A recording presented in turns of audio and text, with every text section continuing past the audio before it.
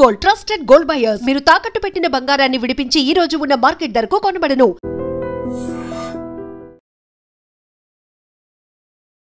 నమస్తే, welcome to I dream talking point with Kavitha.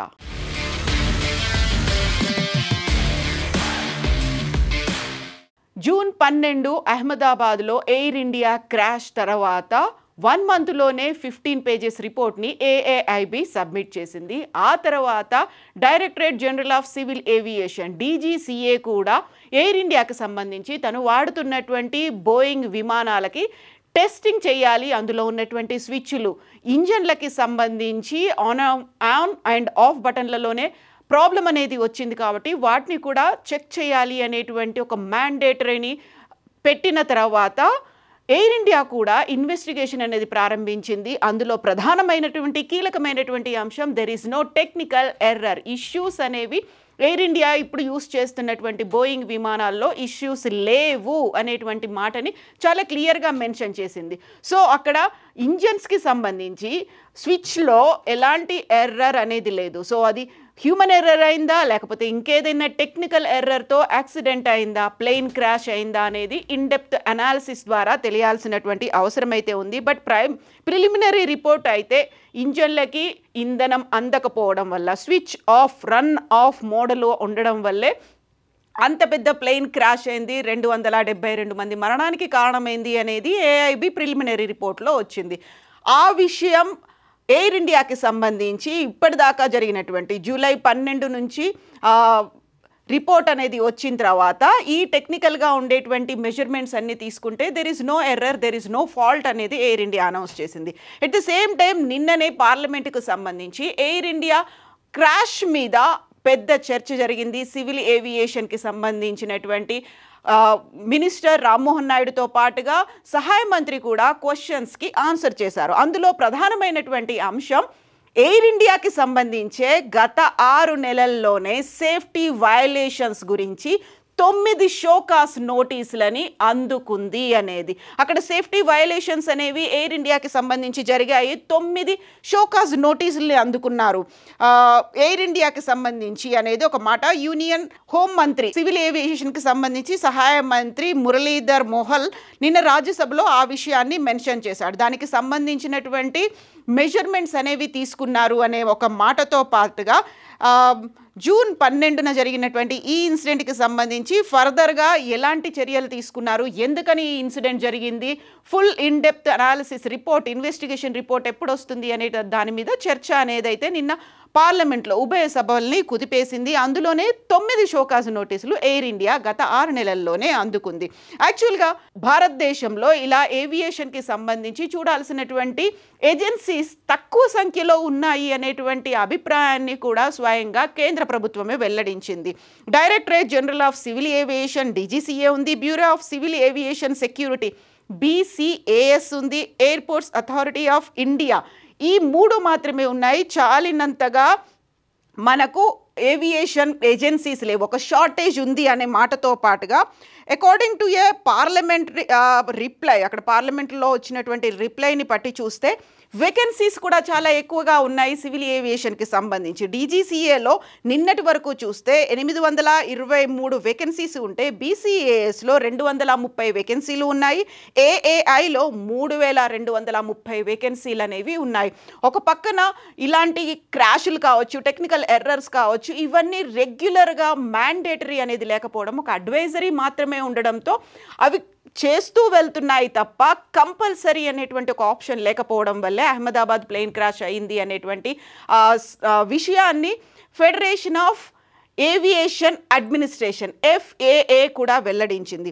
So ఈ నేపథ్యంలోనే ఇప్పుడున్నటువంటి వేకెన్సీస్ని ఫిల్ చేయాలి, షార్టేజెస్ ఏవైతే ఉన్నాయో ఏజెన్సీస్కి సంబంధించి వాటిని కూడా ఇంకా స్ట్రెంగ్తెన్ చేసుకొని ఇంకా పెంచాల్సినటువంటి అవసరం అయితే ఉంది.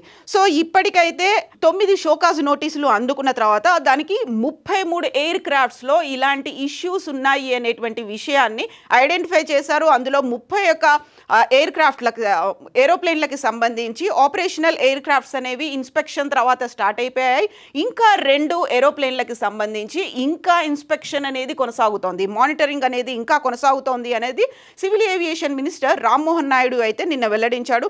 యాక్చువల్గా ఇందులో కుట్ర కోణం ఏమైనా ఉందా, ఎందుకని అహ్మదాబాద్లో ఎయిర్ ఇండియా విమానం కుప్పకూలిపోయింది అనేటువంటి డిస్కషన్ కూడా జరిగింది. బట్ దానికి సంబంధించి ఇన్డెప్త్గా ఇన్వెస్టిగేషన్ రిపోర్ట్ రావాల్సినటువంటి అవసరం ఉంది అనే మాట అయితే పార్లమెంట్లో వెల్లడైంది. యాక్చువల్గా 254 ఎన్ఫోర్స్మెంట్ యాక్షన్స్ని సివిల్ ఏవియేషన్ మినిస్ట్రీ తీసుకుంది. అందులో 542 2023లో అయితే 2024లో 673 సివిల్ ఏవియేషన్ యాక్షన్స్ని విమానయాన శాఖ తీసుకుంది. భారతదేశంలో ఈ ఇన్సిడెంట్ జరిగిన తర్వాత పార్లమెంట్లో వచ్చిన చర్చను బేస్ చేసుకొని ఇక్కడే ప్రధానంగా ఇంకొక అంశం కూడా తెర మీదకి వస్తోంది. ఎయిర్ ఇండియా ఇప్పుడు $200 మిలియన్ రుణాన్ని పొందాలని చూస్తోంది, బ్యాంక్ లోన్ తీసుకోవాలని చూస్తోంది. అందులో ప్రధానంగా బోయింగ్ 777 విమానాల్ని కొనాలి అనే ఉద్దేశంతో గత కొంతకాలంగా ఆ ప్రయత్నాలు సాగినప్పటికీ కూడా జూన్ 12న ఎయిర్ ఇండియా అహ్మదాబాద్ విమాన ప్రమాదం జరిగిన తర్వాత డ్రీమ్ లైనర్లని కొనుగోలు ఒప్పందం అనేది కొంచెం వెనకబడింది. ఆ తర్వాత ఈ డీజీసీఏకి సంబంధించి అడ్మినిస్ట్రేషన్ ఇవన్నీ తీసుకున్న తర్వాత మళ్ళీ ఆ అంశం సరికొత్తగా తెర మీదకి వచ్చింది. ఈ నేపథ్యంలోనే బోయింగ్ 777లని కొనాలి అనే దాంతో ఎయిర్ ఇండియా ఇప్పుడు $200 మిలియన్ బ్యాంకు లోన్ కోసం ఎదురు చూస్తోంది. సో ఇది అన్అఫీషియల్గా తెలిసినప్పటికీ కూడా అక్కడున్నటువంటి 787 డ్రీమ్ లైనర్లు, దీంతో పాటుగా 737 డ్రీమ్ లైనర్లలో కొన్ని ప్రాబ్లమ్స్ ఉన్నాయి. కాబట్టి ఇప్పుడు సరికొత్తగా ఎయిర్ ఇండియా 777 వైపు మొగ్గు చూపుతున్నట్టుగా అర్థమవుతోంది. సో వీటికి సంబంధించి టాటా ఈ ఎయిర్ ఇండియాని పర్చేస్ చేసిన తర్వాతనే 570 న్యూ ఎయిర్ క్రాఫ్ట్స్ని భారతదేశంలో టాటా తీసుకుంది. అందులోనూ ఎయిర్ బస్తో పాటుగా బోయింగ్లతో కూడా చర్చలు అనేవి జరిపింది. ఇప్పుడు యాక్సిడెంట్ జరిగిన తర్వాత మెజారిటీ 737 మ్యాక్స్ తీసుకోవాలా, అంటే దాంట్లో నారో బాడీ ఉన్నటువంటి దాన్ని తీసుకోవాలా లేకుంటే 777ని తీసుకోవాలా అనే దాంతో ఇప్పుడు $200 మిలియన్ తీసుకొని సరికొత్తగా 777లను కొనాలి అని అయితే ఎయిర్ ఇండియా భావిస్తోంది. అందుకోసం బ్యాంక్ లోన్ కోసం అయితే చూస్తుంది. బట్ ఉన్నటువంటి టెక్నికల్ ఎర్రర్స్, అక్కడైతే సేఫ్టీ మెజర్స్ తీసుకోలేదు అనేటువంటి షోకాస్ నోటీసులు అందుకున్నటువంటి ఎయిర్ ఇండియా ఇప్పటికైతే చాలా క్లియర్గా చెప్తోంది, ఫ్యూయల్ సిస్టంలో అక్కడ స్విచ్ల సిస్టంలో ఎలాంటి ప్రాబ్లం లేదు, అక్కడ టెక్నికల్ ఎర్రర్స్ అనేవి లేదు అనే మాట.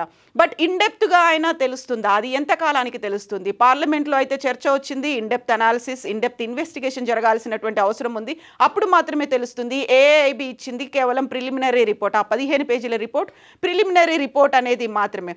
ఇన్డెప్త్ ఫుల్ డీటెయిల్డ్గా ఉన్నటువంటి ఇన్వెస్టిగేషన్ ఎప్పుడు తెలుస్తుంది? యాక్చువల్గా ఎయిర్ ఇండియా కూడా ఎలాంటి తప్పిదం లేదు, ఎలాంటి ఎర్రర్ లేదు అనుకున్నప్పుడు అది హ్యూమన్ ఎర్రర్ కింద పరిగణిస్తున్నారు. అంటే పైలట్ చేసిన తప్పు వల్లే అంత పెద్ద ప్రమాదం జరిగింది అనేటువంటి కంక్లూషన్కి ఏమైనా వస్తారా, లేకపోతే టెక్నికల్ ఎర్రర్, లేకపోతే ఒక కుట్ర కోణం, దాన్ని ఏమన్నా హ్యాక్ చేశారా? వీటన్నిటికీ సంబంధించి బోల్డ్ అంత అయితే సస్పెన్స్ ఇంకా కొనసాగుతోంది.